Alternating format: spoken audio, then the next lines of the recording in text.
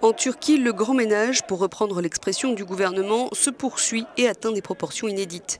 Après l'arrestation d'une douzaine de personnes appartenant au journal d'opposition Cumhuriyet ce lundi, 1218 membres de la gendarmerie ont été suspendus dans le cadre des purges consécutives au coup d'État manqué du 15 juillet dernier.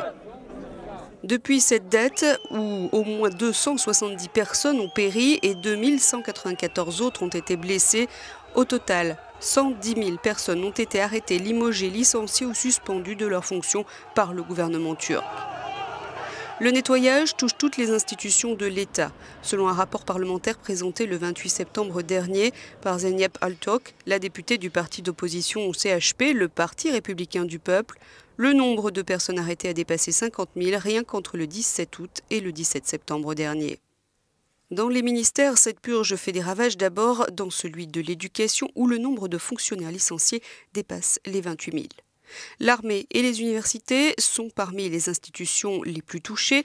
Selon le rapport, dans l'armée par exemple, plus de 4 500 personnes ont été limogées. Le nombre d'universitaires suspendus de leurs fonctions dépasse les 4 000 et 2 340 ont été licenciés. Ces mesures visent aussi les organes de presse. Selon la Confédération des syndicats révolutionnaires de Turquie, pendant l'état d'urgence, 200 journalistes ont été arrêtés et 2308 ont perdu leur travail.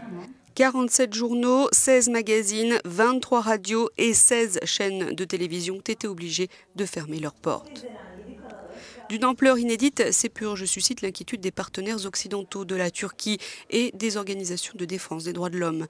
Ils redoutent que l'état d'urgence en vigueur ne serve de prétexte pour réprimer toute voix dissidente. Les autorités turques affirment pour leur part que ces mesures d'exception sont nécessaires pour éliminer la menace séditieuse et rappellent qu'au moins 270 personnes ont été tuées pendant la tentative de putsch.